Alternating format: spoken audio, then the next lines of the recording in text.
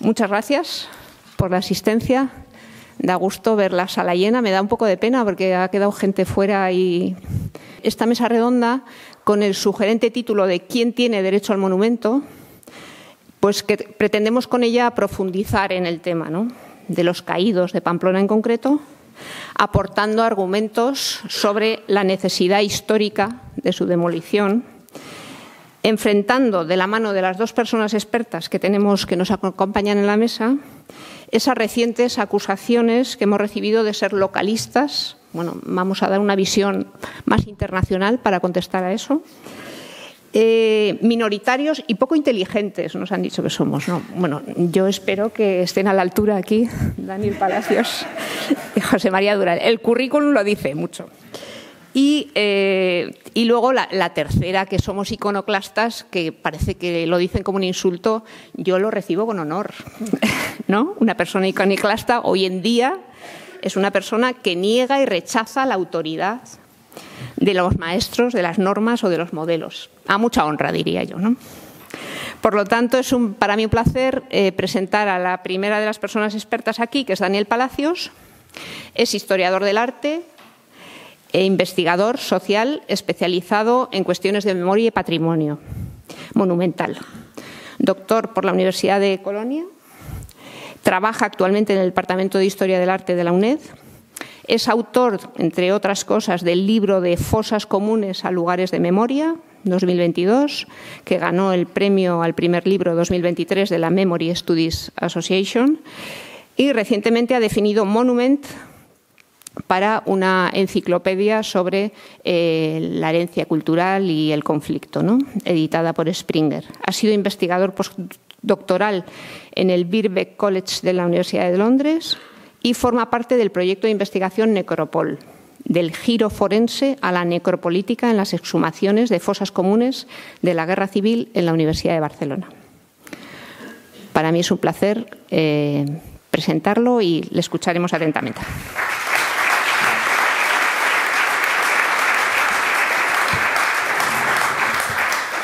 Bueno, muchas gracias, Edurne. También agradecer a Íñigo y a Koldo por la organización detrás de este evento y a todas las personas que trabajan en este centro, así como a Zurekin por apoyarla, no solamente por generar esta campaña, sino apoyar también la idea de que viniéramos a, de alguna manera, aportar cierta, ¿no?, como comentaba Edurne, internacionalización, podríamos decir, o una perspectiva más amplia al debate, especialmente dadas las acusaciones de localismo, para lo que... Un poquito más cerca, para lo que... Pues sí, para lo que, bueno, qué mejor que invitar a alguien de Vigo y a alguien de Alcorcón, ¿no? Así que, bueno, con la cuestión, no sé si podemos pasar a la presentación. La cuestión de la que venimos a hablar, esta idea del derecho al monumento, como ha comentado Edurne, parte de que, bueno, de alguna manera somos dos personas que venimos trabajando desde hace ya unos cuantos años, cuestiones relacionadas con arte, estética, política y economía. Y bueno, yo desde 2018 estuve trabajando, algunas personas que están aquí están implicadas en ese tipo de procesos, en este libro que ha mencionado Edurne, de Fosas comunes a lugares de memoria, en el que de alguna manera rastreé cómo en todo el Estado español podemos encontrar más de 600 fosas comunes que han sido monumentalizadas. Monumentalizaciones en su amplia mayoría que han partido de viudas, hermanas, hijas, madres que después de la guerra empezaron a llevar flores, pese a ser perseguidas, golpeadas y acosadas por el ejército y los fascistas locales. Iniciativas que tuvieron una gran eclosión en los años 70, cuando militantes, sindicalistas y algunos primeros ayuntamientos empezaron a implicarse en la construcción de este tipo de monumentos. Y de los cuales tenéis ejemplos en Pamplona, ¿no? A poquitos kilómetros de aquí podemos ver el Fuerte San Cristóbal, ¿no? E iniciativas a las que en los últimos años se han sumado aún más ayuntamientos, como podemos ver Parque de la Memoria en Echauri, reconocidos también por el Gobierno de Navarra ya como lugares de memoria.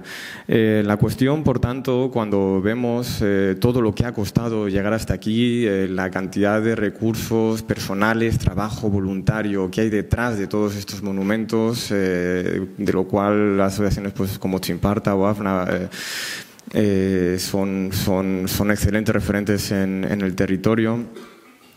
A lo que nos lleva a esto es saber el terrible agravio comparativo al que nos vamos a enfrentar cuando vemos la cuestión de los monumentos, del monumento a los caídos. ¿Y por qué la cuestión de los monumentos? Pese a que el debate, digamos, la reivindicación del derribo del monumento a los caídos lleva mucho tiempo activa, a lo mejor no tan visible en Navarra, en torno a 2020, en el marco de las protestas de Black Lives Matter, producto de varios asesinatos consecutivos a la población negra en Estados Unidos, en el marco del racismo estructural y que se traduce en violencia institucional continua, hubo varios ataques, digamos, a estatuas en diversas partes del mundo que representaban, digamos, ese racismo estructural.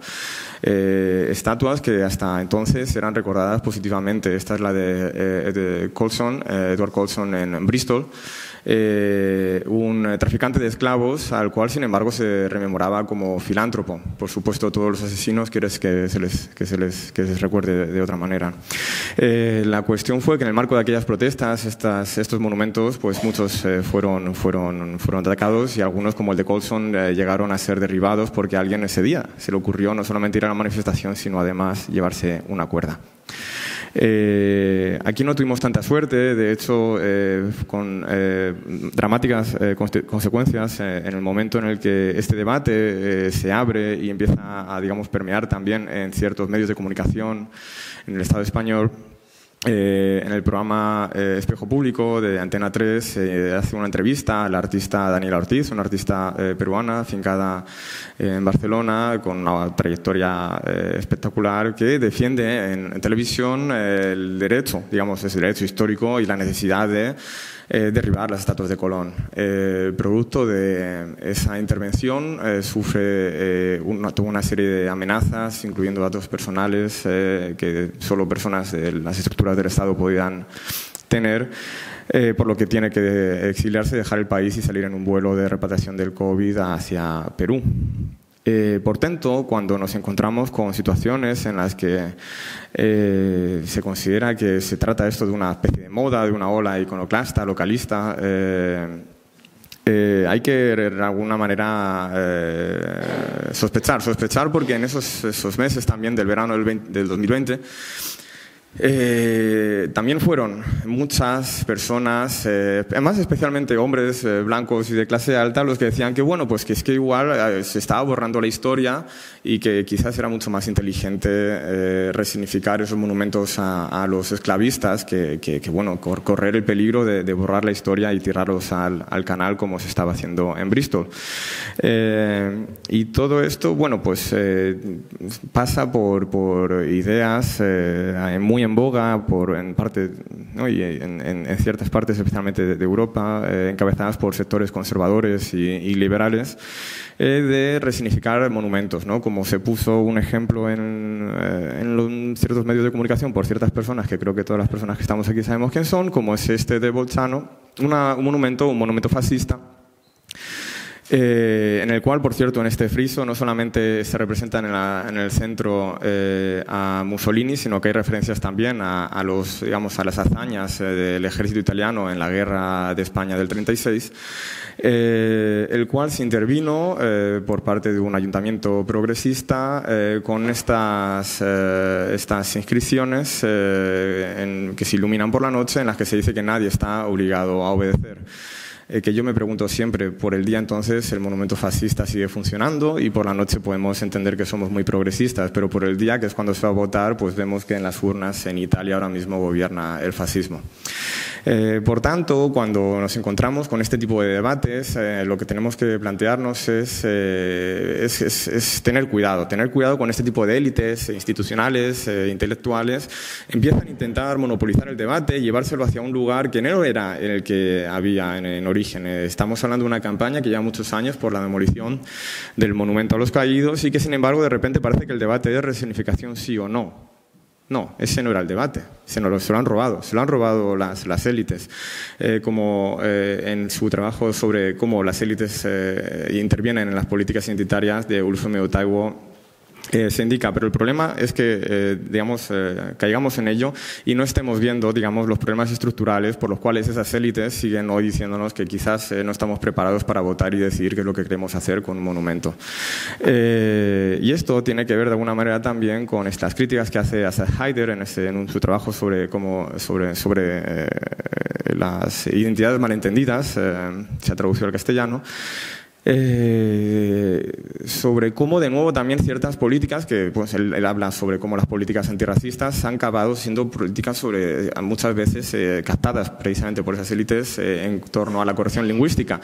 Y si nos lo llevamos a la cuestión monumental, el monumento en el lenguaje plástico en el espacio público, volvemos a lo mismo, pensar que el monumento a los caídos ya no es un monumento a los caídos porque tiene una lona encima que dice sala de exposiciones y creer que por haber ocultado ciertos referentes al ensalzamiento de la dictadura ya no es un monumento a los caídos, sería caer en, digamos, la problemática del lenguaje y apostar por soluciones imaginarias cuando los problemas estructurales de la presencia del fascismo, no solamente en el espacio público, sino en la sociedad y en las instituciones, es el real problema.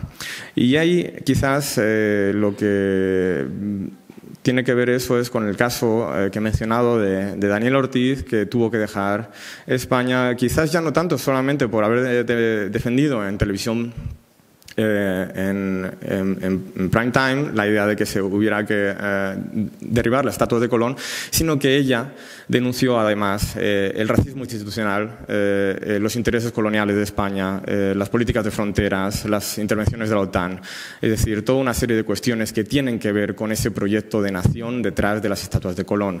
Por ello, ella no solamente estaba proponiendo, como hacen en una de sus obras, la idea del derribo a la estatua de Colón, sino que, como aquí se lee, la estatua de Colón será derribada y será usada como ariete para tumbar la puerta del Centro de Internamiento de Extranjeros de Aluche para liberar a las compañeras internas y con ellas iniciar el incendio y derrocamiento del racismo institucional.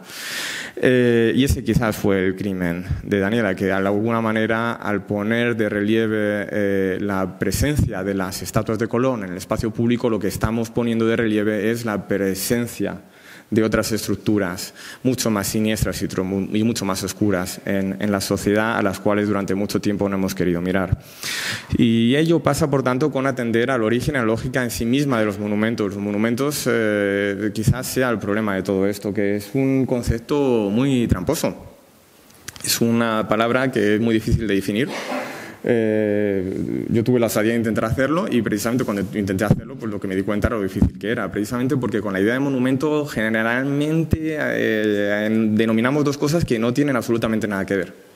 Por una parte, los monumentos, como los entendemos aquí, es decir, esta idea, ¿no?, de pues, estatuas, secuestres, o sea, estamos hablando de estructuras independientes, ¿no?, que les llamamos monumentos, y también construcciones que ya existen, a las cuales denominamos monumentos, construcciones que ya existen del pasado. Y esto realmente son dos cosas que no tienen absolutamente nada que ver. Una cosa son las cosas que vienen del pasado y llamamos monumentos, y otras cosas son las cosas que construimos en el presente y llamamos monumentos. Las dos, sin embargo, son monumentos y paradójicamente están protegidas igual. Y esta es la farsa fundamental del monumento. El monumento no es una cosa que exista desde la antigüedad. En esto tiene mucha culpa perdón si hay alguien en la sala, pero historiadores y arqueólogos que han llamado monumentos a pues, cuestiones, no sé, pues como los menhires o como las pirámides o como, no sé, los tótems. Eso son otras cosas. En su momento no se producían pensando que se estaban produciendo monumentos, se estaba produciendo otra cosa, como se llamase.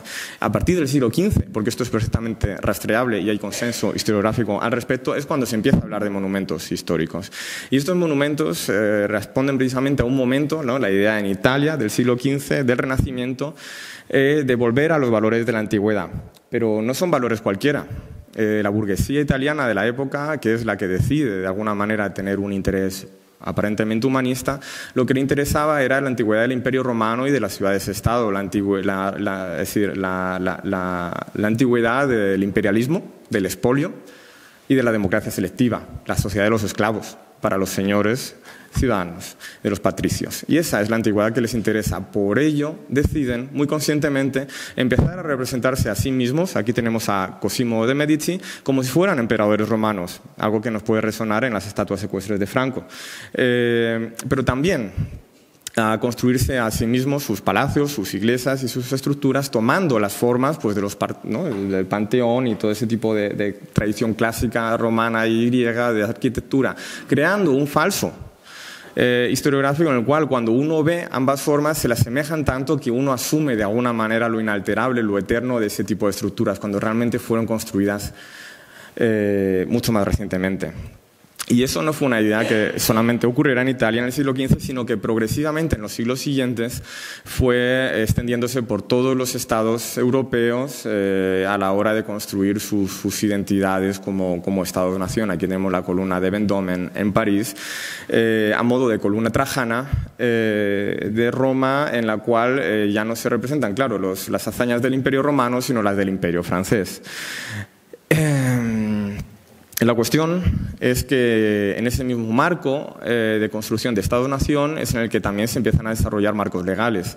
Esos marcos legales de catalogación y de inventariar y de proteger el patrimonio histórico de alguna manera juegan, por tanto, un papel fundamental porque son legislaciones que contribuyen a reproducir esta farsa, la de conservar estructuras de la antigüedad de manera selectiva, generalmente palacios, iglesias, castillos, al mismo tiempo que se están conservando las estructuras que se están construyendo en ese mismo momento, es decir, las representaciones que esas nuevas clases dirigentes estaban haciendo de sí mismas. Y una manera fundamental de deslegitimación de cualquier puesta, digamos, en duda de ese patrimonio fue la que se acuña el concepto de vandalismo por parte de un abad, el abad Gregorio, en el marco de la Revolución Francesa, ante la vista de esas clases, de alguna manera esas élites que precisamente se robaron la Revolución, de la idea de que él veía con miedo que se estaban deteriorando y atacando pues, conventos, iglesias, castillos, palacios, y que había que protegerlos frente a lo que él denominó el vandalismo. El vandalismo en referencia al siglo IV, cuando en Roma llegan los vándalos. Los vándalos eran los bárbaros, es decir, el extranjero, el otro, el ignorante, que carente de sutileza intelectual como para resignificar los monumentos al Imperio Romano que venía hostigándoles todos aquellos años, pues mucho mejor no, pues le ataron una cuerda y los derribaron. Y son ideas que tampoco pasaron desapercibidas décadas más tarde, cuando esas burguesías van evolucionando, ¿no? Y los estados-nación en Europa van abrazando la idea del corporativismo, ¿no? Esa alianza fundamental entre empresarios, Estado y ejército, ¿no? De esta manera es muy importante también percibir cómo en la Alemania fascista el arquitecto de Hitler, aquí tenemos a Albert Speer, teorizó incluso sobre la idea de cómo ellos tenían que construir ese tipo de estructuras que se asemejasen a las del pasado imperial para que además envejecieran rápido y se convirtieran en eternas. La idea era crear nuevas ruinas, crear una huella permanente e imborrable en el espacio público, que aunque su proyecto político tuviera fecha de caducidad, sin embargo su legado quedase allí para la posteridad. Es algo de lo que aprendieron también los arquitectos en España, muchos de ellos. De hecho, viajaron a conocer los trabajos de Speer en Italia y en Alemania, y de ello tenemos las estructuras ya no solamente aquí en Pamplona, sino que en Madrid mismo, si uno se da un paseo, o en casi cualquier ciudad puede encontrarse este tipo de estructuras que, como este es el edificio del Ejército del Aire en Moncloa, junto a un arco triunfal, de nuevo un arco pues como si fuera un arco romano que se yergue pues también después de la guerra. Se construyen, ¿no?, toda una serie de edificios que uno ve esto y la mayor parte de la población piensa que esto lleva aquí toda la vida, y esto no, esto realmente fue construido por la dictadura después de la guerra para alojar el Ministerio del Aire. La tesitura y todo esto a lo que nos lleva además es a una situación dramática cuando vemos el agravio comparativo, que a veces de alguna manera juega también parte en ello ciertos intereses de las élites en seguir manteniendo, digamos, los discursos de la memoria controlados, apaciguados, y de alguna manera generen, ¿no?, lo que se llama esta idea de la memoria agonista, la memoria de las víctimas, en las que, digamos, el Estado solamente se puede representar como benefactor y conceder, digamos, ciertas concesiones a una serie de personas borradas de todo tipo de identidad. Y así es como llegamos a la gran epopeya de la política, de las políticas de memoria alemanas, que tanto gustan a ciertos intelectuales por todo el mundo, y que de alguna manera no hay que olvidarnos de que la misma empresa que construyó el memorial, una de las empresas implicadas en la construcción del memorial a los judíos asesinados en Europa, era la misma que fabricaba el gas de las cámaras de gas. Esto es lo que no vemos en el memorial. O sea, que a veces este tipo de monumentos lo que nos hablan no es tanto de ellos mismos, sino de lo que tendríamos que mirar son las condiciones económicas que los rodean. Y precisamente si lo que pensamos es que con este tipo de estéticas subalternas queda el problema resuelto, lo que estamos viendo es que en realidad no, esto es simplemente una técnica más de realmente mantener todo bajo control, y especialmente pensar que se está a través de este tipo de estructura generando un agravio comparativo. Las personas que fueron asesinadas quedan relegadas solamente a nombres que se pisan diariamente, con los que uno puede tropezarse y recordar que fueron asesinadas. Mientras tanto, el Estado alemán, a la vez que estaba promocionando globalmente, porque además el Estado alemán ha generado convenios con todo tipo de organizaciones en todo el mundo y gobiernos para asesorarles en cómo tenían que construir monumentos a las víctimas, pero mientras tanto ellos mismos lo que estaban haciendo era reconstruir los monumentos a los Kaiser, a Bismarck, volviendo a alzar todas esas estructuras, de lo cual va a hablar José en la segunda parte, que fueron de hecho bombardeadas por la aviación británica en la Guerra Mundial, porque se consideraba que esos monumentos eran el problema, digamos, eran una legitimación en el espacio público del imperialismo alemán, que era lo que se estaba llevando a esos conflictos. Por lo tanto, los británicos lo tuvieron clarísimo. Ellos bombardearon todos esos monumentos, no quisieron dejar rastro. Cuando en los años 90 Alemania de alguna manera se deshace, digamos, de esa tutela, es cuando en cooperaciones público-privadas se empieza a alzar de nuevo en el espacio público todo este tipo de estructuras. Mientras tanto, a las víctimas las condena a un espacio subalterno. Contratan artistas extranjeros para construir memoriales como este, que es el dedicado al pueblo Sinti Roma, aunque en origen se quería utilizar el concepto de Sigoya, que sería como la manera despectiva de denominar al pueblo romaní. Sería como es como decir gitano, pero con una connotación especialmente negativa. No solamente lo querían denominar así, sino además ellos utilizan sus propios símbolos para recordar a las víctimas. Es decir, el Estado alemán pensaba que la mejor manera de recordarlas era utilizando el triángulo con el que las marcaban en los campos de concentración. Por lo tanto, tenemos que sospechar que mientras ellos están relegando a la subalternidad y a la reproducción digamos, de una posición de humillación a las víctimas, se están construyendo sus monumentos a los Kaiser. Y quizás, por tanto, el ejemplo a seguir no tendría que estar en Centro Europa. Quizás tendríamos que pensar de una manera mucho más anticolonial y mirar cómo, por ejemplo, ahora mismo podemos encontrar monumentos, toda una ola de nuevos monumentos en países africanos, como es en Zimbabue de Joshua Nkomo, el que fue el líder del ZANU y posteriormente vicepresidente del país, ocupando el lugar en el que estuvo anteriormente la estatua de Cecil Rhodes. Estos monumentos, además, no solamente están en Zimbabue, convirtiéndose en espacios, además de interacciones muy interesantes, ¿no? Desde equipos de fútbol a grupos de derechos humanos, a grupos de disidentes, a también a grupos. Es una cosa súper interesante, pero que de alguna manera están, aun con sus propias contradicciones, que no tenemos que olvidar, como siempre planteaba Walter Rodney, que hay contradicciones de clase. en los países después de las independencias, pero aún así lo que está hablando es de que en este contexto, esto es en Dakar, ellos no solamente están independizados, sino que se han tomado desde las instituciones los medios de producción de los monumentos. Y de una manera valiente ahora ellos quieren tener sus propios monumentos. Es decir, ya no vale seguir conservando los monumentos a los colonizadores, como era el anterior, donde estaba antes el monumento de Rhodes, digamos, el padre de Rhodesia, lo que éramos el estado colonial que era antes Zimbabue, sino que la idea es, digamos, de una manera valiente, la cuestión es la toma del medio de la producción del monumento, ¿no? Esto es muy importante. Desde la institución es posible generarlo y se está generando en otros contextos. Sin ese complejo que tienen probablemente las clases progresistas centroeuropeas, que de alguna manera por sus abuelos nazis quizás se vean en el deber de seguir manteniendo los monumentos de sus antepasados fascistas. Por ello, cuando se derribó la estatua de Bristol y por iniciativa de un artista local y diversos activistas alzó este monumento a una manifestante, a Jen Reid, del movimiento de Black Lives Matter. No fue consentido por parte del ayuntamiento, la estatua fue retirada. Estas no hay que resignificarlas ni conservarlas. ¿Por qué? Porque quizás, entonces esto es una pregunta que debemos hacerle, ¿disponemos de las condiciones adecuadas para construir nuestros propios referentes en el espacio público? Si creemos que realmente estamos en la institución y que esto es una democracia, la respuesta debería ser que sí, y si no, entonces quizás deberíamos seguir preguntándonos qué es lo que está pasando en las estructuras económicas de nuestra sociedad. Porque como podemos ver en el caso madrileño, el ayuntamiento que fue denominado El Cambio acabó haciendo un memorial del cual se retiraron los nombres para además ya no solamente ni siquiera homenajear a las víctimas, sino a todas las víctimas, incluyendo así también a los franquistas. De ahí la necesidad de las asociaciones de incluir una bandera de manera precaria para recordar que ese memorial no iba a ser para ellos. Pero mientras tanto el ayuntamiento tiene muy claro cómo se construye un monumento. Se construye con una bayoneta y en una pose heroica, ¿no?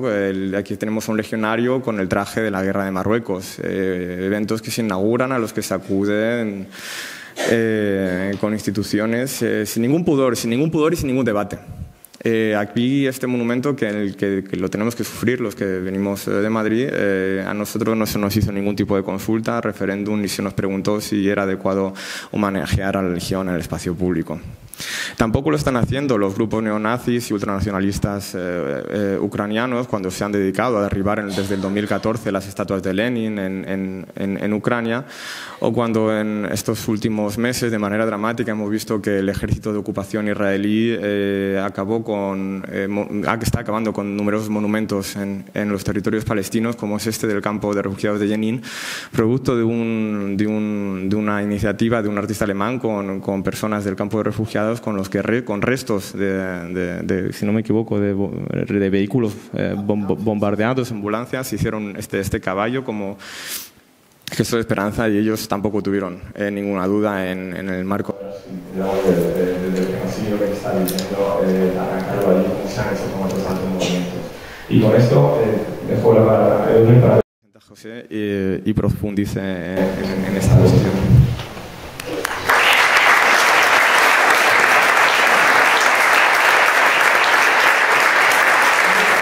Muy ilustrativo, y seguimos ahora con José María Durán, doctor también en Historia del Arte y Filosofía por la Universidad de Berlín, imparte clases de estudios culturales, no me atrevo a decir el nombre de la escuela, igual lo dices tú en alemán.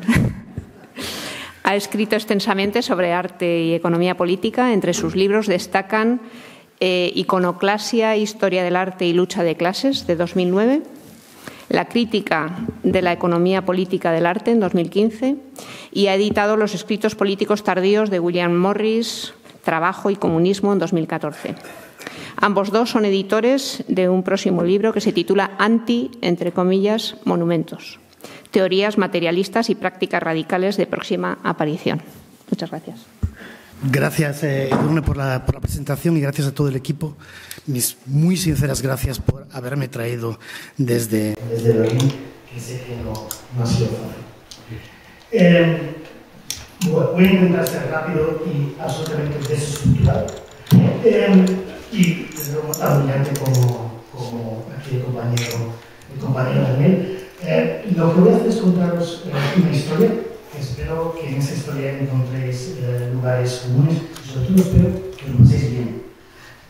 Eso me interesa bastante. Mi historia va a ser sobre la ciudad de Berlín. Estoy seguro que muchos de ustedes conocen perfectamente. Hablaré sobre lugares que seguro que me pasan. Me voy a ir refiriendo a estos elementos, edificios, etcétera, poco a poco, pero esta imagen es del 2020, cuando se instala esa cúpula. La inscripción, que ya luego diré en castellano, que es lo que dice la inscripción, que está un poco abajo en la base de la cúpula. Y en este momento de 2020 pues comienza la instalación de esto que corona la cúpula, que es una especie de linterna arquitectónica con una serie de elementos decorativos y una cruz, ¿no? Una cruz. Va. Y después, bueno, esto fue en 2020 y este año, en marzo de marzo 2024, en la balaustrada que ven ahí justo en la base de la cúpula, se han empezado a instalar una serie de... Bueno, ya se ha acabado la instalación de una serie de profetas. Profetas del Testamento, no sé cuál. En fin. Entonces, y esto ha sido todo por iniciativa... digamos, por la sociedad civil, ¿no? Es una iniciativa de la sociedad civil, pero ha generado críticas, ¿eh? Es decir, una cúpula de ese estilo con una inscripción, luego veremos de qué va la inscripción, y una cruz en un edificio y en un estado secular, digamos. Esto ha generado críticas, y ante las críticas pues han traducido una serie de statements, de declaraciones de expertos, de expertos que están trabajando en este edificio, agentes importantes de la cultura alemana, esta gente que son catedráticos de universidades, gente que dan bagaje, entonces pues, pero bueno, de lo que se trata aquí es una reconstrucción, no es un original, ¿no?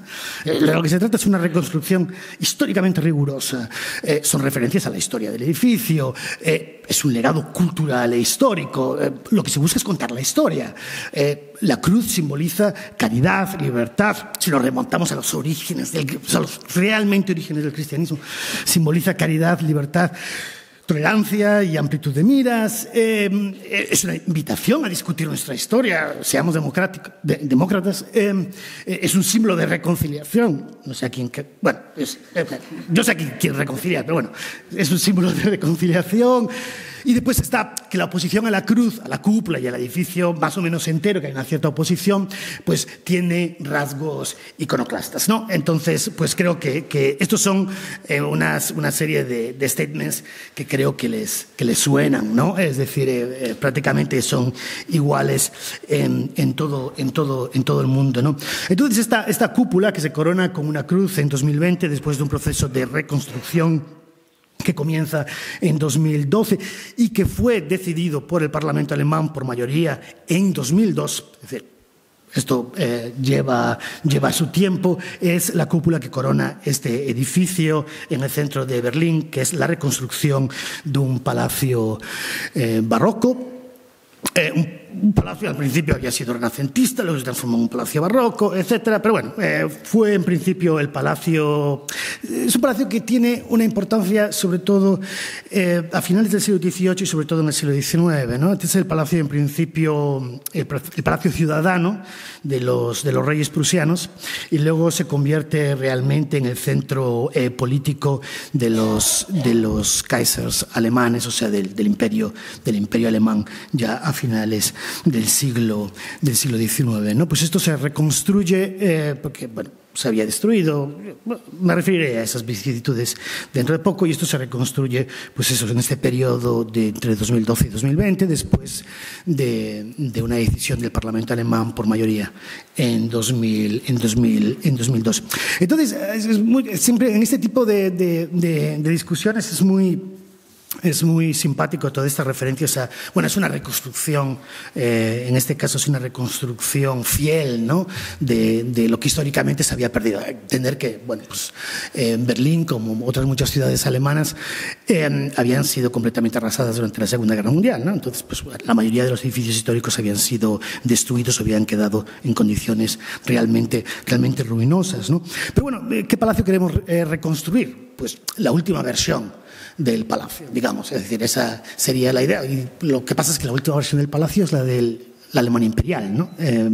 Y claro, hay unos ciertos elementos que dices, bueno, ¿será realmente aceptable reconstruir esto de esa manera? Porque piensen lo que esta inscripción, la banda azul que ven ahí, esa inscripción, que es una inscripción escrita por el propio rey Federico Guillermo IV en 1853, sobre 2 citas de la Biblia, dice en alemán: no hay salvación en ningún otro nombre dado a los hombres, sino en el nombre de Jesús, para gloria de Dios Padre.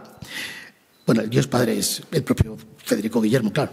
Para gloria de Dios Padre, que ante el nombre de Jesús doblen sus rodillas los que están en el cielo, la tierra y debajo de ella. La cúpula, que contiene una capilla, la cruz que la corona, y la inscripción parten de un diseño del propio rey que trabaja el principal arquitecto prusiano, que es Friedrich Schinkel, en un primer momento, ya al final de su vida, y luego se construye en este momento de 1853. Es decir, la inscripción está hecha en este momento como aviso a aquellos que se habían levantado en la Revolución democrático-burguesa de 1848-49. En este palacio, en este lugar, las fuerzas militares prusianas dispararon contra la multitud que se manifestaba y mataron a 270 personas, que sus cuerpos fueron luego expuestos en los patios del palacio. Entonces, bueno, pues entonces, plantear esta inscripción en este momento, en 2020, en Alemania, realmente una inscripción, es decir, que lo que significa es precisamente echar abajo el proyecto democrático burgués, y para resaltar lo que luego vendría a ser, porque ahí estaba en ciernes el imperio de los Kaisers, el imperialismo prusiano, pues es como mínimo un poco fuerte.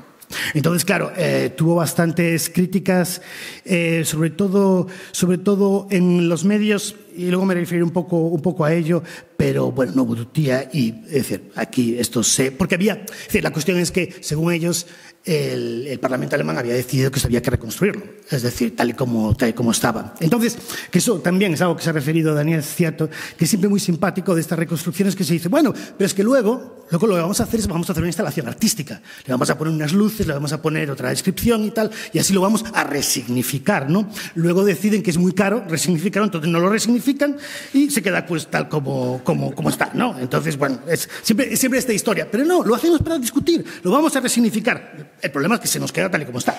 Entonces ni se resignifica ni se hace absolutamente nada.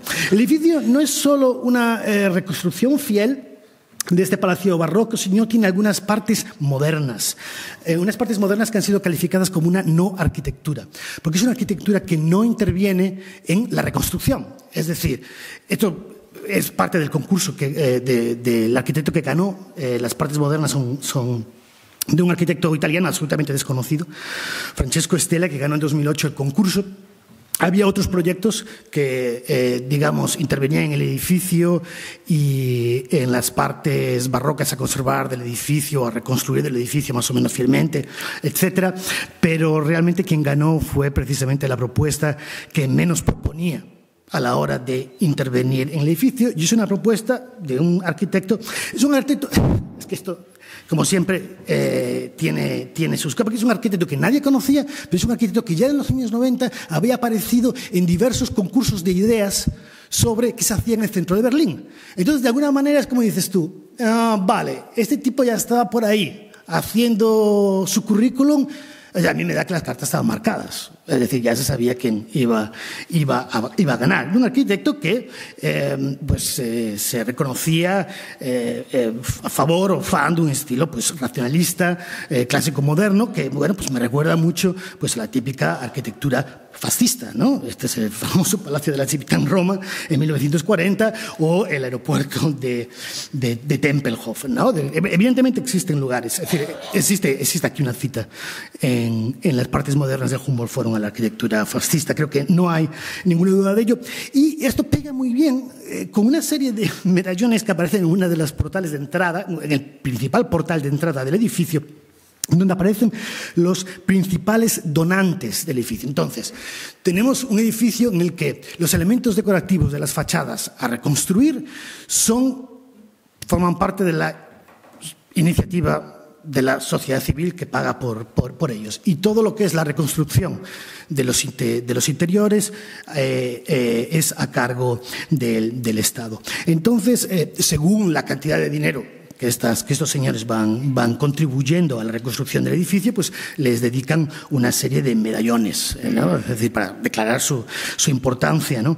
Entonces, entre esa gente aparece un tipo ahí, que bueno, difícil de leer, pero está por ahí, que se llama Erhard Bödecker, que bueno, se murió hace poco, pero es un tipo que aparece como experto en la historia de Prusia, es abogado, o era abogado, banquero dedicado a la gestión de patrimonios, es decir, banquero dedicado a gestionar el dinero de los ricos, y además era negacionista del Holocausto y antisemita.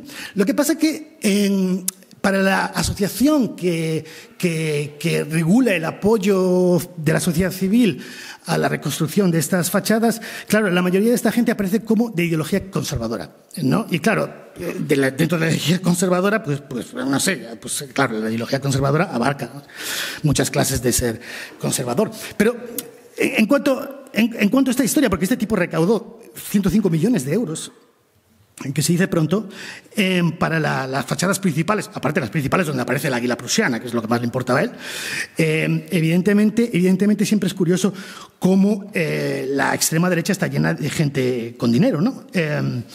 Cosa que la extrema izquierda siempre está llena de pobres. Es decir, da que pensar, ¿no? Da que pensar. Pero aparte del juego fácil de decir, porque bueno, al final el medallón se quitó, se quitó porque consiguieron demostrar que era realmente negacionista del Holocausto y antisemita, y su propio hijo dijo: vamos a quitar el medallón porque es una vergüenza.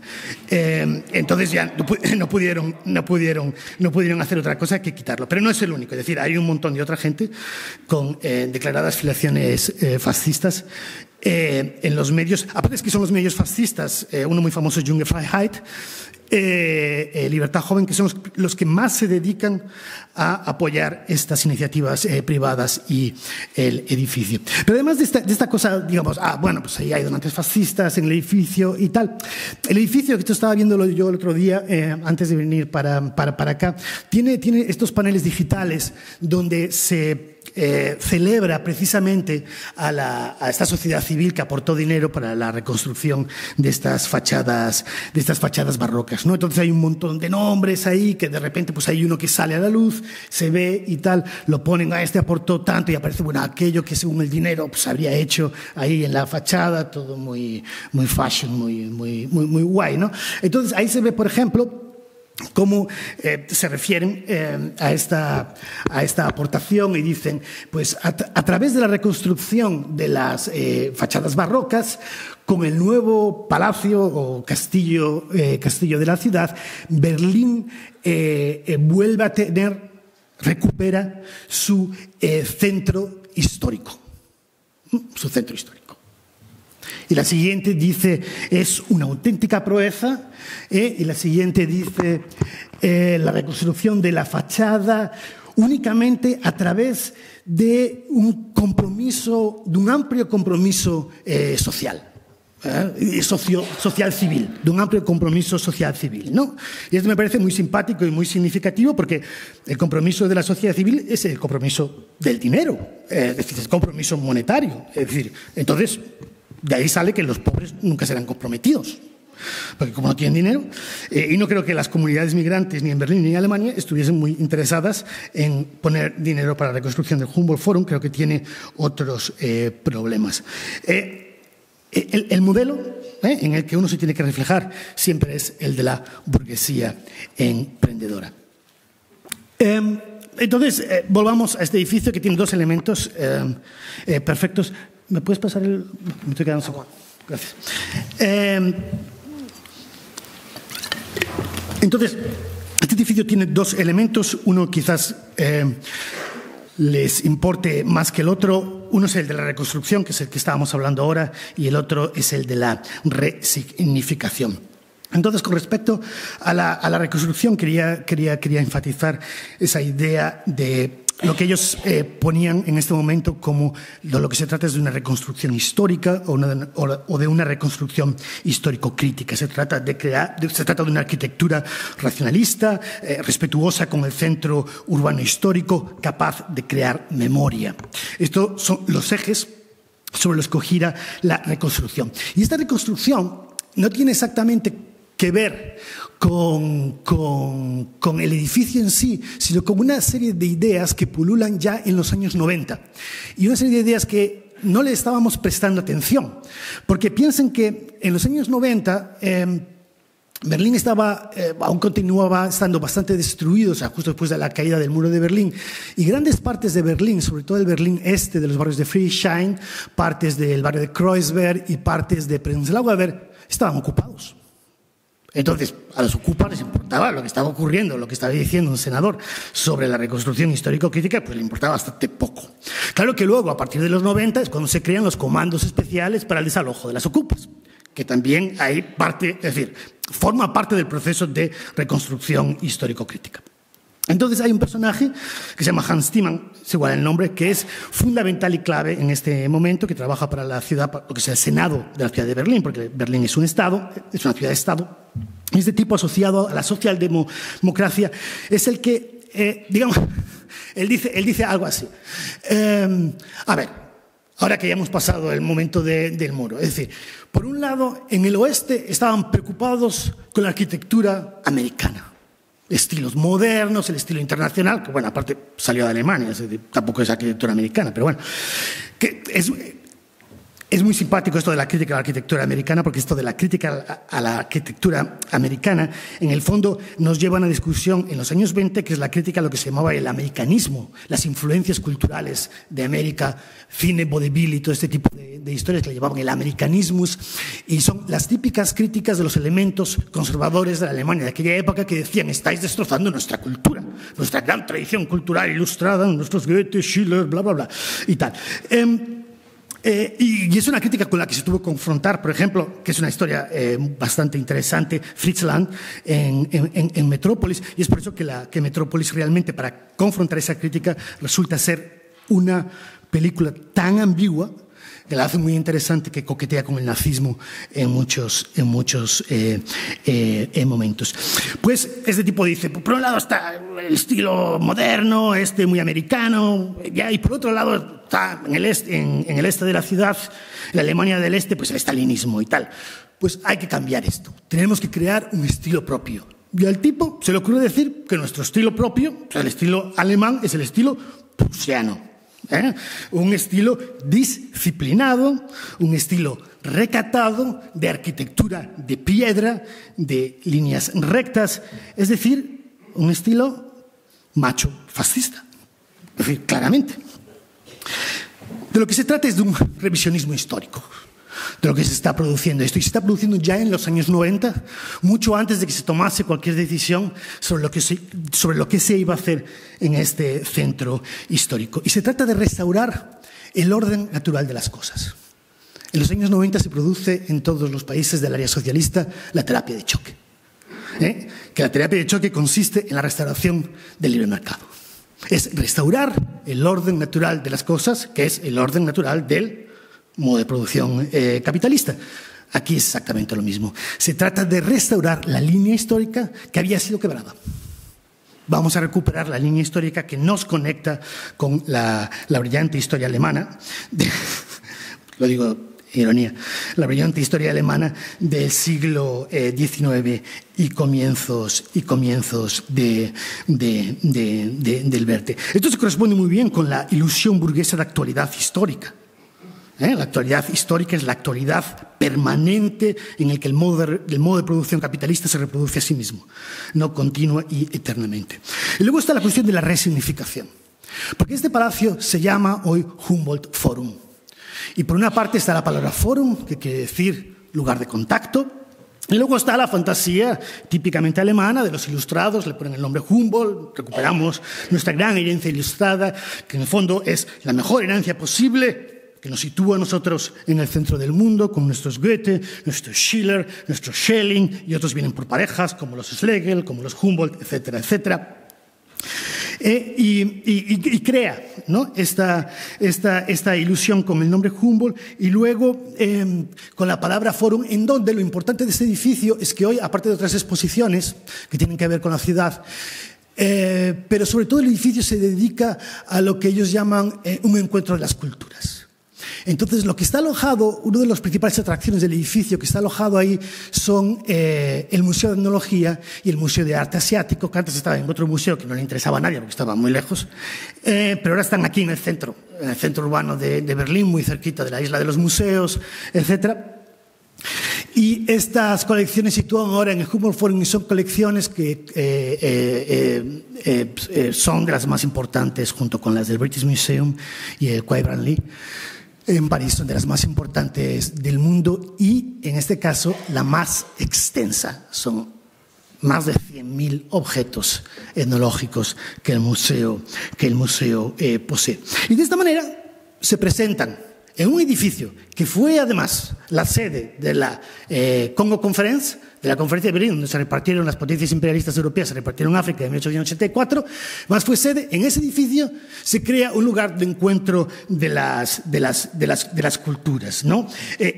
Y ellos dicen, no lo hacemos porque nos guste, sino lo hacemos para que discutamos sobre ello. Ahora tenemos el edificio, lo hemos recuperado y ahora podemos discutir sobre ello. Mira qué fantástico. ¿Cuál es la discusión? Pues un poco lo que se refería antes Daniel con la captura de las élites. ¿Quién es el negrito aquí de la sala? Venga, a tocar unas congas y así nos lo pasamos todos muy bien. Pues ya está. Esto es lo que yo denominaría la fantasía de adopción. Adopta el gesto de colonial, como le llaman ahora, adoptan el gesto de colonial y lo aborta al mismo tiempo. Yo me lo guiso, yo me lo como, la discusión está hecha aquí y ya no hay manera de abordarla de otra manera. Pues esta es la coyuntura, en este caso concreto, de reconstrucción, significación, que aparece en este edificio.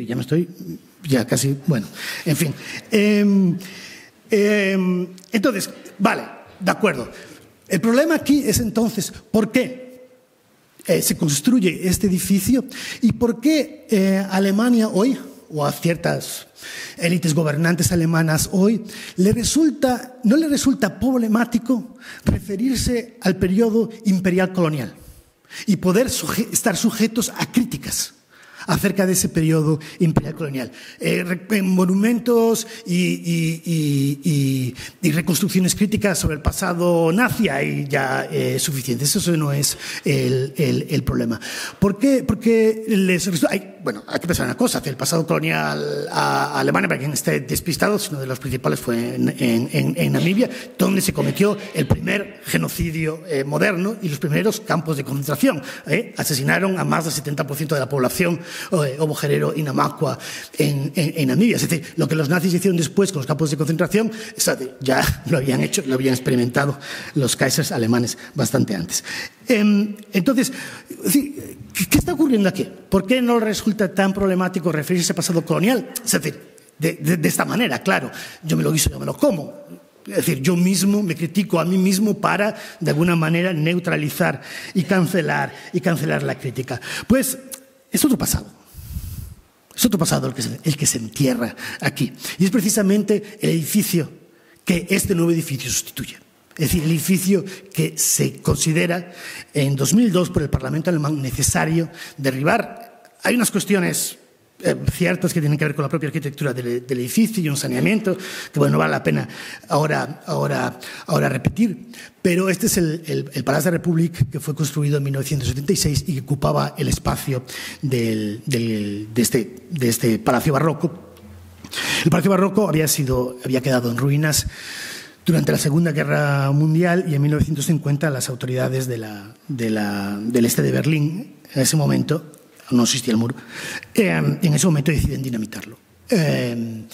Y durante un montón de tiempo queda un lugar vacío. Se pusieron una tribuna, había manifestaciones sobre las típicas demostraciones del 1 de mayo, etcétera, y solo en 1976, o sea, relativamente tarde, en 1976 construyen lo que le llaman el Palacio de la República. El Palacio de la República, lo que intentan ser, pues, tiene unas consideraciones que van con la idea de las casas de cultura, etcétera, que tiene una tradición también en las luchas obreras de finales del siglo XIX, etcétera, pero que intentan, lo construyen como un centro neurálgico ideológico de la Alemania democrática. De lo que se trata con este palacio es de un proyecto urbanístico que está directamente opuesto, claramente opuesto, sin ambajes, al proyecto urbanístico político-militar prusiano en el centro de Berlín. Estas son las plantas de los dos edificios en una zona que hoy se denomina la Schlossplatz, la plaza del Palacio.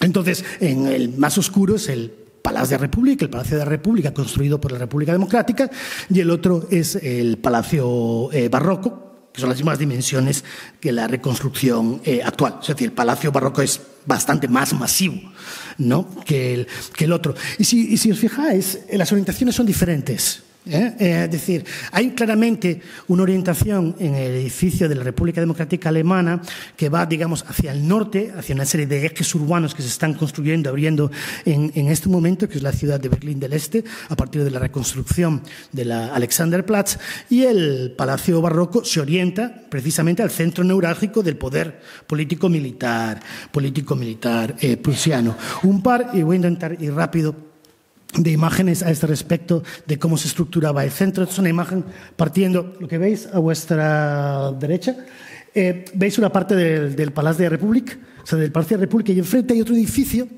que era el Ministerio de Asuntos Exteriores, construido en 1967. Hay una serie de edificios en esta zona, esta arteria que ven aquí, que está aquí llena de gente, manifestación el 1 de mayo, etcétera, es Unter den Linden, que conduce a la puerta de Brandenburgo, donde está hoy, pues, evidentemente, pues, las embajadas de los aliados, etcétera, y el monumento al Holocausto, etcétera. Es una de las arterias principales. Esta es la típica arteria, es típica, y esto acontece en numerosos contextos urbanos europeos del siglo XIX, es una típica arteria militar para los desfiles militares, ¿no? Entonces, lo que aparece a finales de los años 60 es este edificio, que es el Ministerio de Asuntos Exteriores, y que entra en una relación directa con el Palacio de la República que estaba enfrente. Bueno, pues este edificio se decide, antes de las otras decisiones, este edificio se decide suprimir ya a comienzos de los años 90, se derrumba en 1995-1996. Con la disculpa, atención, con la disculpa de que en ese lugar donde estaba el edificio, estaba una famosa obra arquitectónica absolutamente reconocida de Friedrich Schinkel, que es la Bauakademie, la Academia de Arquitectura, construida, pues, en 1833, y que se había quemado, había ardido durante los bombardeos de la Segunda Guerra Mundial, y ha quedado completamente en ruinas, y hubo que tirarla.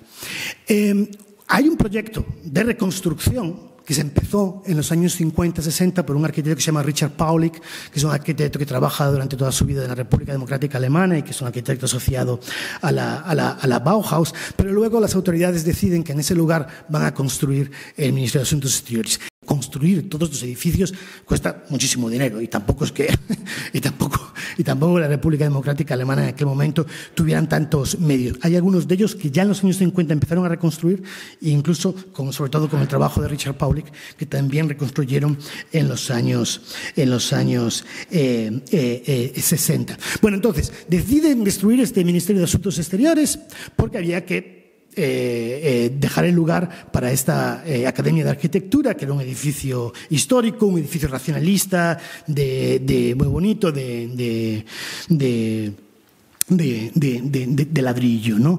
Entonces el espacio queda vacío durante mucho tiempo y hay una decisión también del Parlamento que ya decide en 2016, es decir, se tiene que reconstruir ese edificio porque es importante para el legado histórico de Berlín, y lo que aparece es un conjunto de residencias de mucho dinero. Es decir, que prácticamente, es decir, en ese espacio aparece un conjunto residencial, así como de la nada, que le llaman, aparte, le llaman el broche verde, delante de una plaza que está dedicada al arquitecto, y que lo venden muy bien y que prácticamente no deja espacio para la reconstrucción. Entonces aquí está un poco esa dialéctica, es decir, qué cosas se conservan, qué cosas no se conservan, etcétera. Pues depende de decisiones político-ideológicas y sobre todo depende del dinero. Y una de las cosas que son significativas a este respecto es que estamos viendo, como en toda reconstrucción, es algo que yo, que llevo ya bastantes años en Berlín, lo he vivido en mi propia piel, es decir, estamos viendo cómo se nos va expulsando de ciertos barrios históricos y del centro de la ciudad, en ese proceso que hoy conocemos todos de gentrificación. Es decir, aquí hay un proyecto político, económico, de expulsión de las clases de los centros urbanos. Y eso es algo que en este debate no podemos soslayar. Porque luego todos estos edificios que se construyen aquí, los Humboldt Forum, Palacios de la Cultura, etcétera, nos interpelan, porque son nuestros, son para todos nosotros, y sin embargo nos están expulsando de todos esos lugares y ya prácticamente hoy en día no podemos vivir más en Berlín, sino es realmente en el extrarradio. Es decir, se nos está interpelando algo como que es nuestro, pero realmente se nos está interpelando siempre como consumidores, consumidoras. Hay algo que me gusta mucho de una frase del filósofo alemán de comienzos del siglo XX, Walter Benjamin, que con respecto a la reconstrucción de París, a mediados del siglo XIX, por el barón Haussmann, dice exactamente con respecto a esta idea de que reconstruimos y en el centro vamos a poner una ópera, o una fuente, o un monumento, y es para todos, para disfrutar, o unos parques para ir a pasear, etcétera.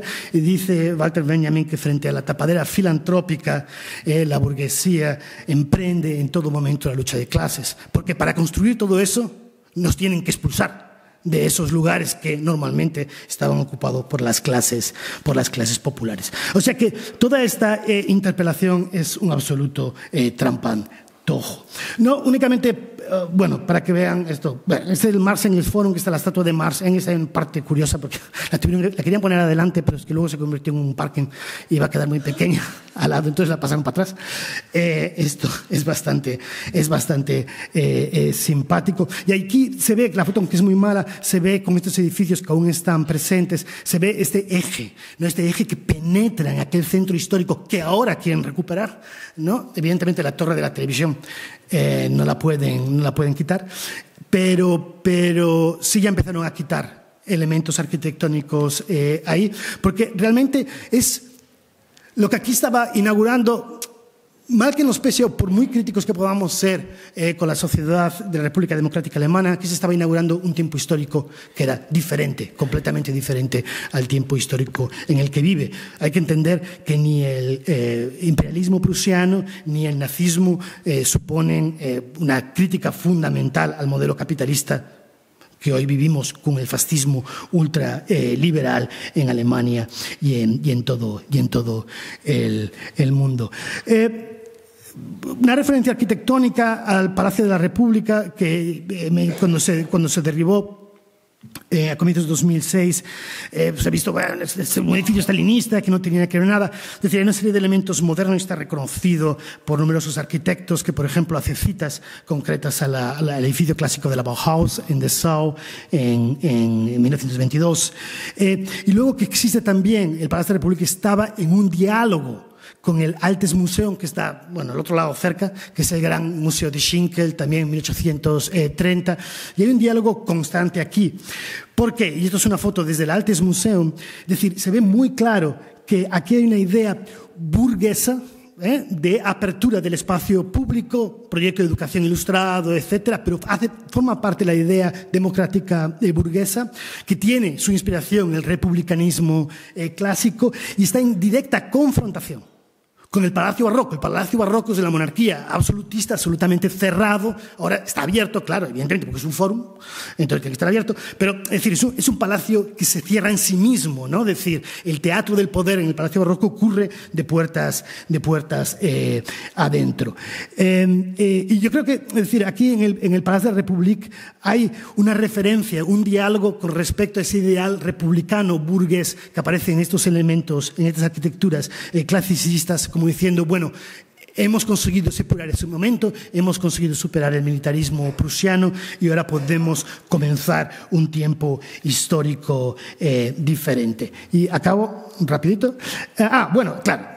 Es que cuando tú destruyes un edificio y destruyes precisamente un edificio que estaba en la memoria de mucha gente y un edificio importante, claro, ¿cuál es el problema? Como dice esta pintada, en las ruinas de las bases de este espacio donde estaba el Palacio de la República, antes de que se construyera el actual Humboldt Forum, pues la frase dice: la República Democrática Alemana nunca ha existido.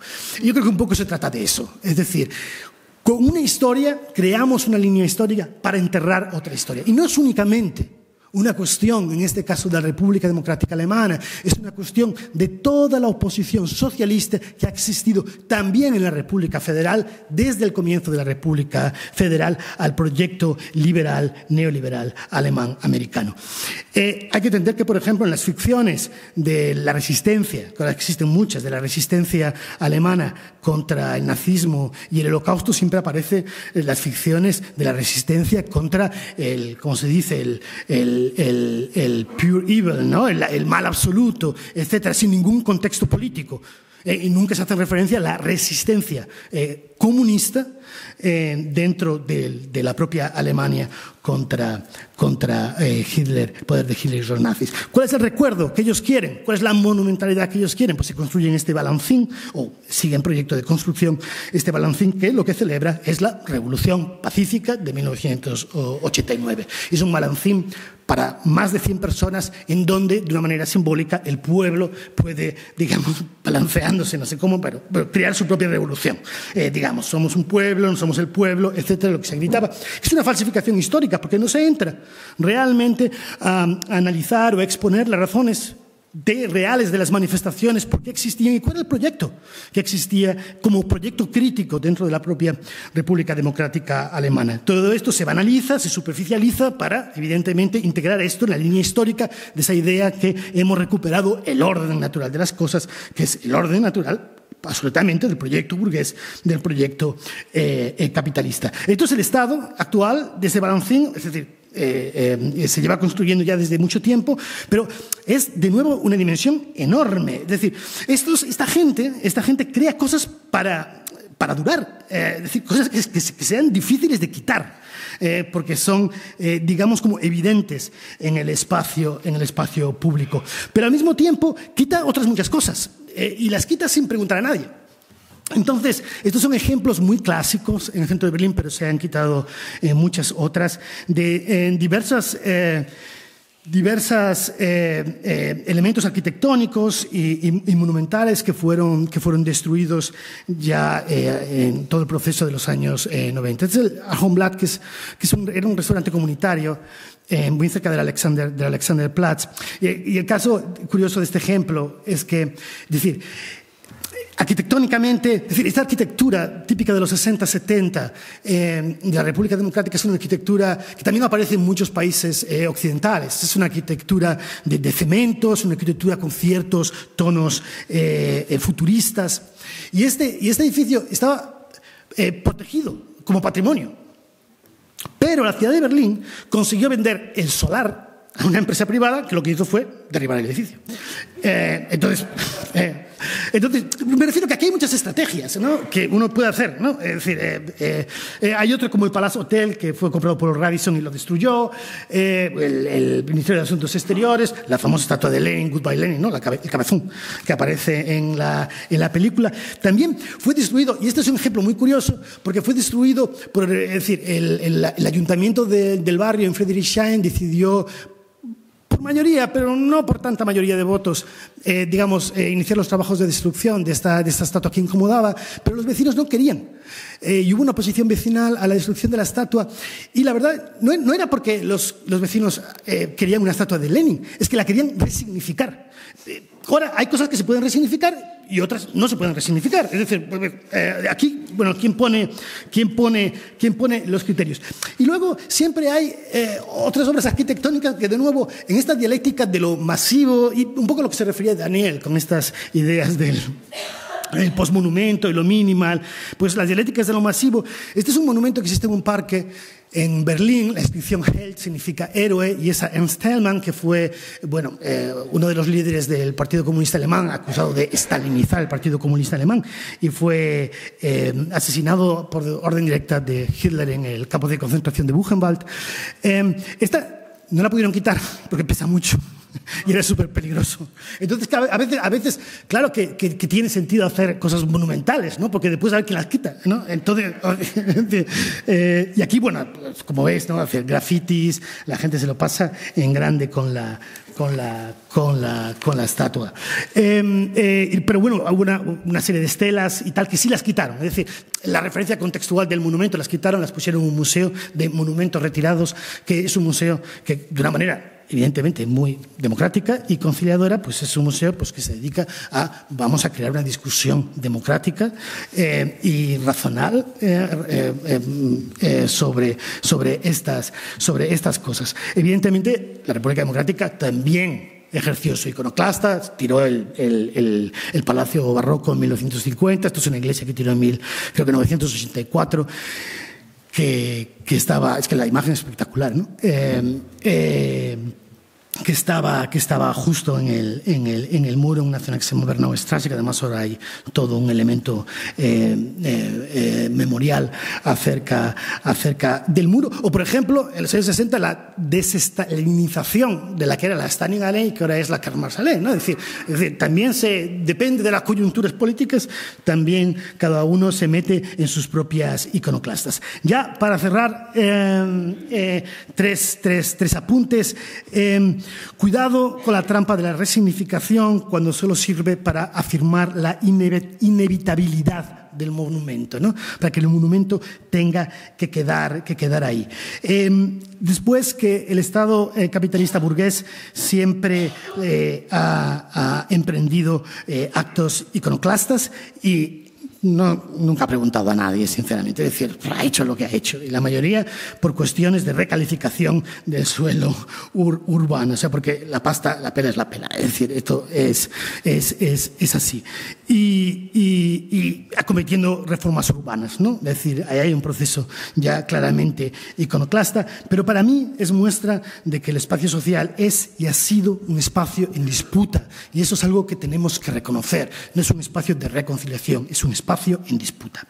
Y después la idea, de nuevo, volviendo pues al edificio barroco, que en estos casos, Daniel también puso un par de ejemplos, se trata de edificios masivos, enormes, pesados. Son edificios que entierran la historia y están hechos conscientemente para enterrar la historia, como lo es la Cruz de los Caídos. Es un edificio que se repite continuamente. Y estos edificios realmente representan la idea de la totalidad orgánica fascista. Y esta es la cuestión, creo que realmente en estos contextos debemos contraponer. Entonces, ya lo último que quieres que le diga. Yo lo derribaba. Es decir...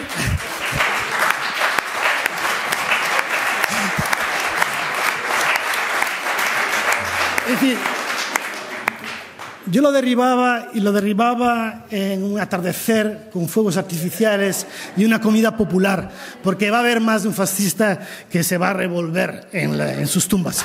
Gracias.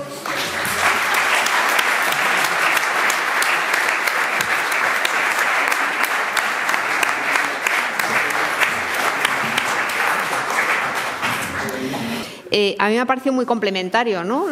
Las dos intervenciones. Por un lado, Daniel hacía esto de qué nos impide derribar monumentos, ¿no? ¿Qué hay ahí que nos dice, jo, eso tan grande, tan así, no, mejor lo dejamos, ¿no? Y sin embargo, nos ha puesto ejemplos claramente José María, y aquí en Pamplona mismo los tenemos, ¿no? Yo suelo recordar mucho siempre que tirar la cárcel le costó al Ayuntamiento de Pamplona de UPN 15 días. Yo es el expediente más rápido que he visto en un ayuntamiento, ¿no?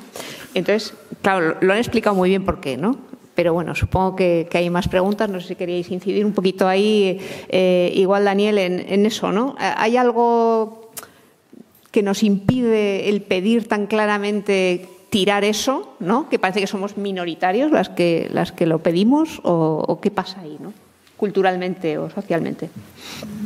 Sí, en ese sentido yo creo que Edurne pasa todo como por esa... Yo creo, me gusta hablarlo de ello en esos términos. Es la ideología de la conservación del patrimonio, que es una ideología muy conservadora, como su nombre indica, y que de alguna manera, pues como indicaba José también, ¿no?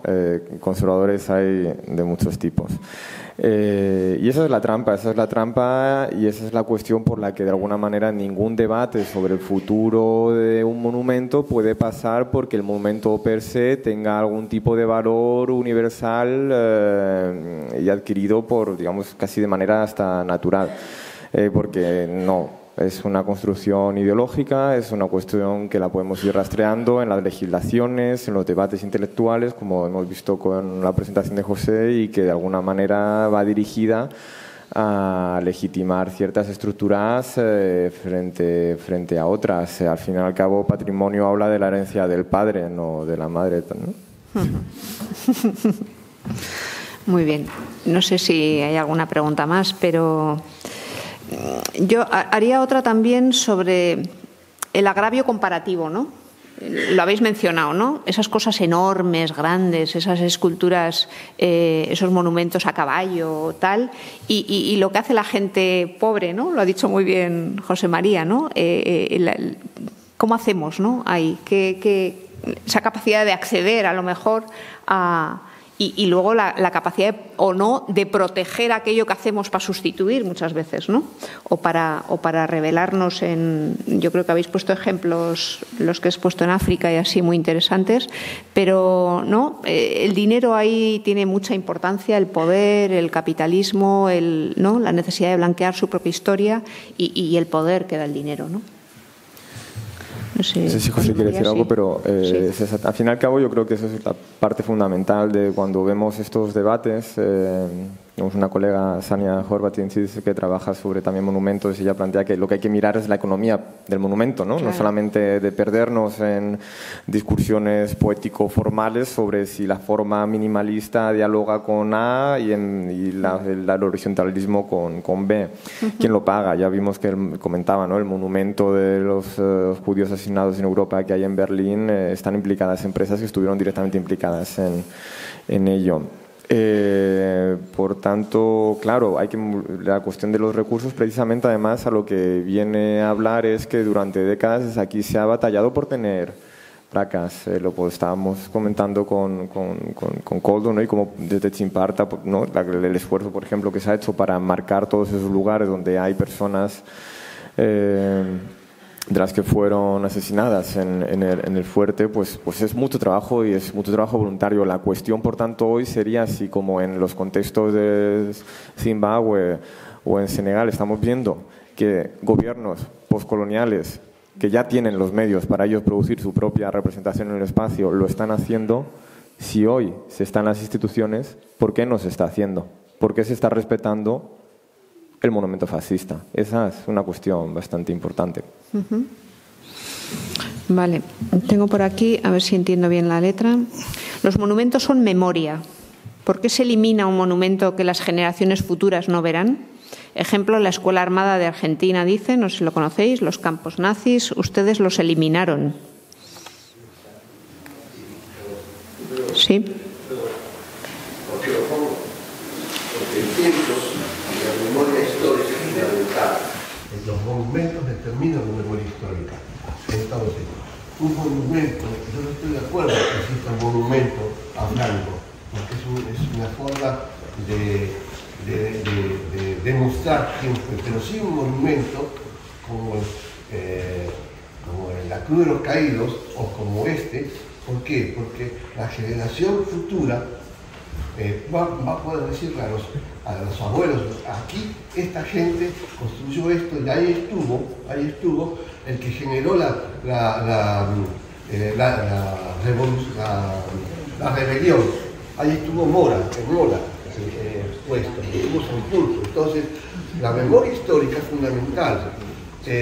Yo un poco lo que quiero decir es esto: mi nombre se debe a mi tío paterno. Mi tío fue una de las personas que condenadas a muerte, que trabajaron en la construcción de Cruz de los Caídos, murió por abestosis, y a mí personalmente veo eso y recuerdo todo lo que sufrió mi tío. Entonces, destruir algo, yo estoy de acuerdo con los exponentes, pero también es cierto que no me pongo a la altura de los exponentes porque no tengo con qué. Solo puedo decir algo. Los monumentos se tienen que reorganizarse. Cuando usted habló de que ese monumento que está ahí termina siendo un museo de foro y todo lo demás, la gente no lo ve como un elemento así fascista, lo está viendo como un elemento que va a hacer eso. O sea, entienden lo que quiero estar diciendo. Entonces, gracias. Dejamos un poquito que, si quieren contestar o así, yo creo que ahí viene una pregunta. ¿La memoria está en los monumentos o la memoria está en las personas? ¿No? La memoria está en la conciencia histórica. Eso de la memoria es una trampa. Y además es una trampa inventada por una serie de pensadores alemanes que estaban en la búsqueda del espíritu.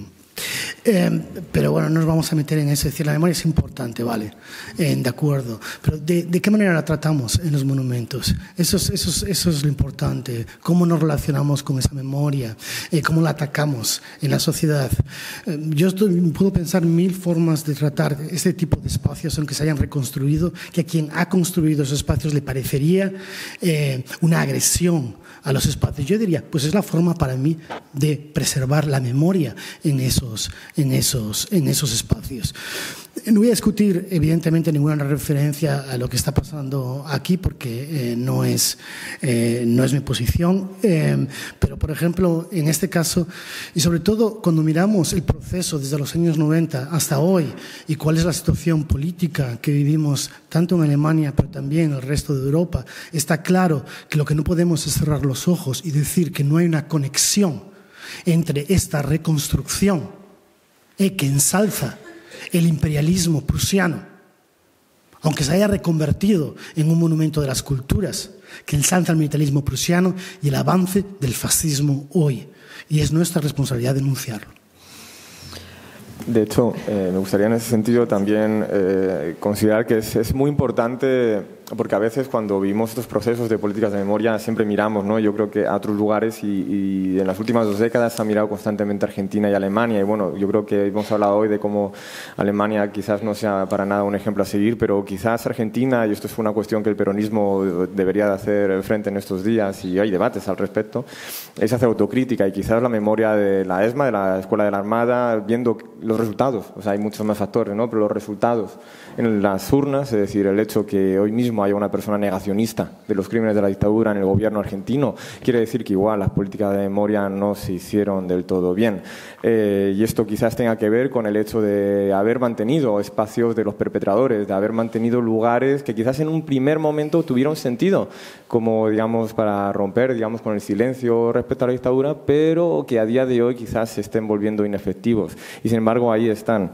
Y en este sentido, estuve hace unos meses leyendo ciertas tesis de por qué, por ejemplo, en la Unión Soviética se decidió conservar multitud de monumentos de todo tipo, de iglesias ortodoxas, palacios, el mismo Kremlin, ¿no? O sea, es decir, un palacio, un castillo de los zares. Y estaba esta idea de que, bueno, era una prueba de la dialéctica histórica, era una prueba del avance, digamos, de la sociedad con respecto al pasado, y sin embargo esta idea funcionaba mientras la Unión Soviética funcionaba. En el momento en el que la Unión Soviética desapareció, el nacionalismo imperialista ruso tomó esos monumentos y los volvió a poner en marcha, si quizás hubieran sido más osados y los hubieran tirado abajo, el imperialismo ruso no sé si hubiera surgido de nuevo, pero por lo menos los hubiera tenido que construir de nuevo. Y esto creo que es bastante importante reseñar. Y también yo creo que es muy importante, con todo el respeto a las personas que también aquí descienden de personas que han sido asesinadas, pero si yo, y esto lo digo como una opinión personal, si yo hubiera sido forzado como esclavo de guerra, que era como los denominaban, ¿no?, a construir la cruz, por ejemplo, del Valle, yo creo que nada me haría más feliz que verla estallar en 1000 pedazos y que se organice una paellada, ¿no? Es una cosa que...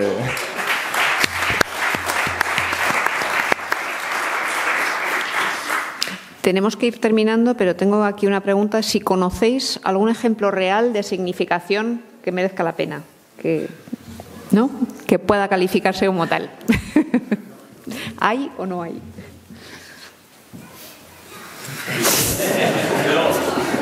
A mí se me ocurrió uno, espera, que este es muy bueno. Precisamente, yo creo que el único momento en el que los soviéticos fallaron en su retórica de que hay que mantener, ¿no?, para las generaciones futuras los monumentos, que fue cuando se dinamitó, ¿no?, pues una catedral horrorosa que habían construido los zares a principios del siglo.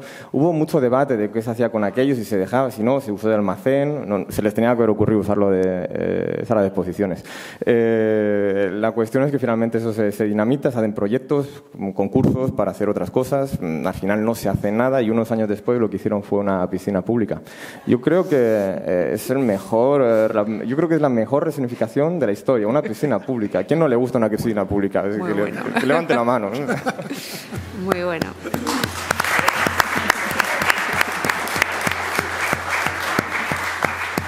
Vale, pues nada, vamos a ir terminando. Muchísimas gracias por la asistencia, muchísimas gracias por vuestras experiencias y por vuestra sabiduría.